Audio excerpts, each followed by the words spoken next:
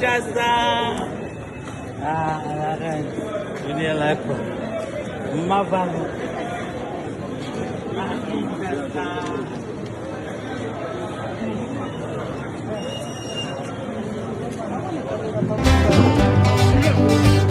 Nabikeke nyonso kombo na yo ekoyeba mana miloko na biso mama yo nde ozali mama ya mabota ekoyeba mana miloko na biso mama yo nde ozali mama ya mabota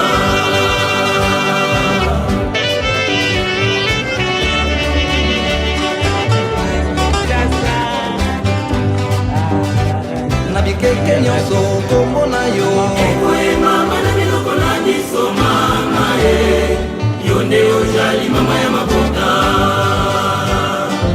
ekoyeba mana miloko na biso mama yo nde ozali mama ya mabota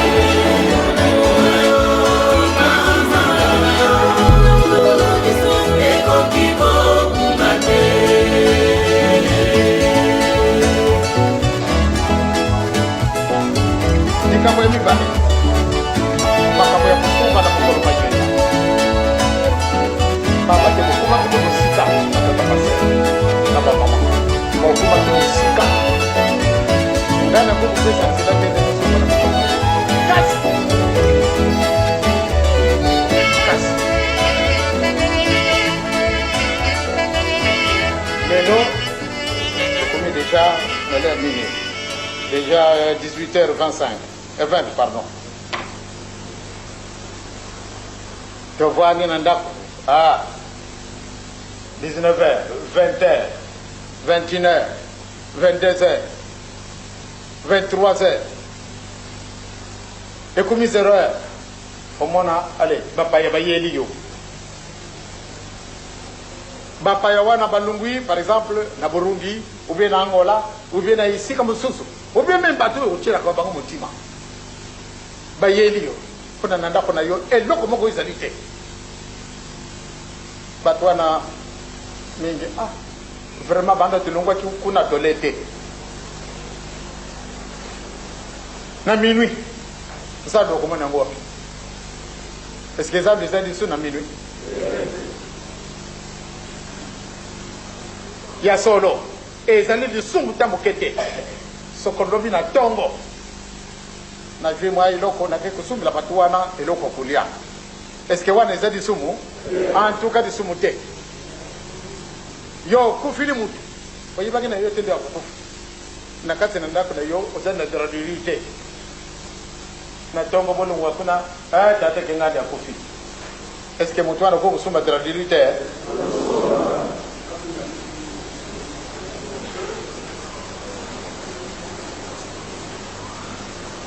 Ba maman bataka, c'est vrai, ce que ça t'en a ligne vous avez besoin, et vous avez la capacité.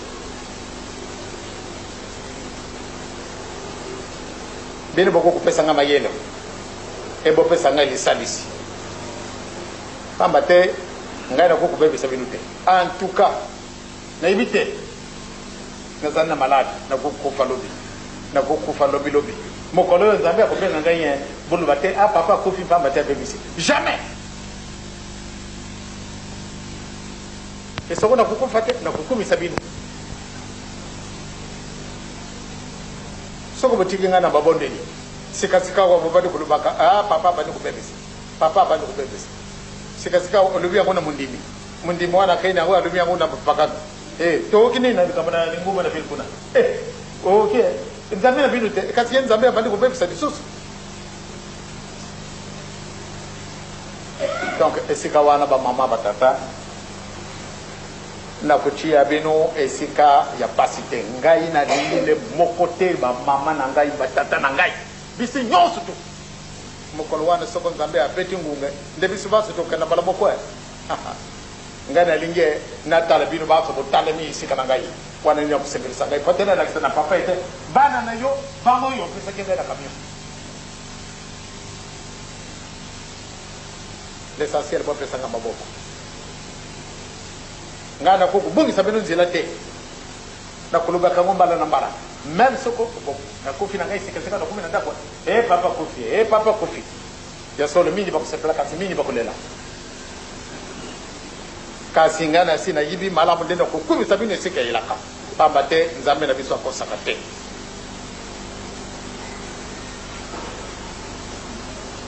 Donc esika wana nde makambo ya pasi mokolo mayenga tokoteka kate wana mutu abuje yango azali te tokuku kuteka te de kamwana ko kupesa bisu nzile te toteka ezali te mutu azali na boutique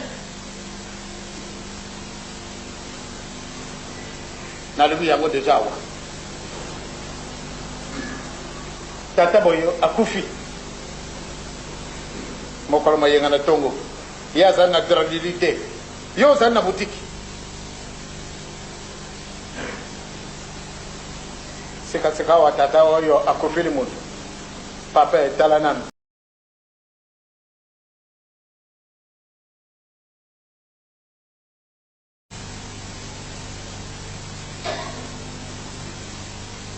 dikambo emibale